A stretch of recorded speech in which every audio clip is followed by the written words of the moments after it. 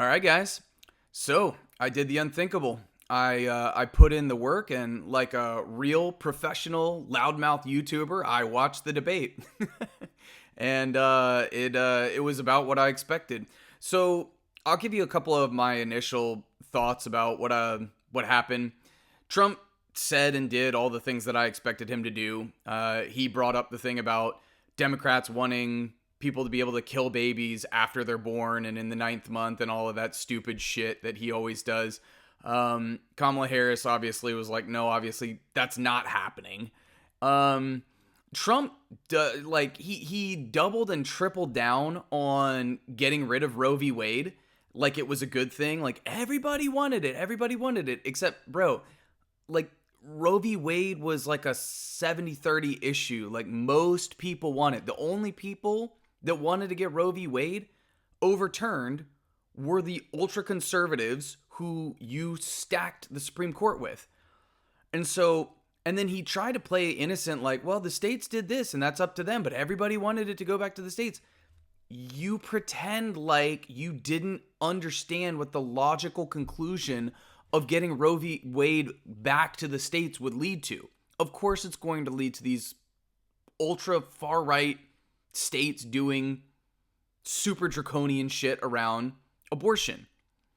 So that one was funny. Trump had some really good ones. I mean, like, I actually didn't think he was going to bring up the Springfield, Ohio deal with the people eating pets. He actually did. He was dumb enough to bring that up. So what I did like a little short video. Like, this is the stupidest rumor that is like circulating right-wing circles. It's not true. It's totally unsubstantiated. But they're running with it like it's a fact. And it's just fear porn. It's what Republicans do because they don't have anything else to go on. So, like, why not? So, I can't believe he actually said it in the debate, though. Like, what a fucking moron. My initial thoughts on how the debate moderators did. So, I'll just be honest. They were much, much nicer to Kamala Harris than they were to Donald Trump. And I think that was kind of obvious. Like, they were a little bit more adversarial to Donald Trump. They asked him more follow-ups. But the good part about this was they actually held his feet to the fire when he said insane shit, which did not happen during the CNN debate. Like, Jake Tapper and Dana Bash were just kind of like, he would say, like, yep, they allow people to murder babies even after they're born. And they're like, okay, thank you, Mr. President. Next question. Like, dude, you have to push back on that. That's not true. Like, you can't just let him say stupid, ridiculous shit like that. So I think that the good part was that the debate moderators did hold his feet to the fire a little bit more.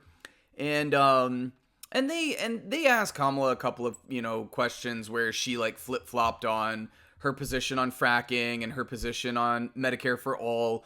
And to nobody's surprise, she doubled down on the neoliberal corporate centrist position, which is, no, of course I don't want to give everybody health care. And I definitely want to keep fracking. It's so I'm not really surprised there, although I think it was a crappy response. Yeah, just overall, I think if we're just being honest, I think Kamala pretty much smoked him. Trump had some good little zingers. I thought he did this one part where like she sort of tried to interrupt him, and he was like, "Excuse me, I'm talking. Yeah, how do you like that?" Which is of course a reference to like Kamala, kind of cutting off the people at her own rallies where she's just like, I'm talking now, okay? Like cutting off the pro-Palestine people. So I actually got a kick out of that. I thought that was pretty good.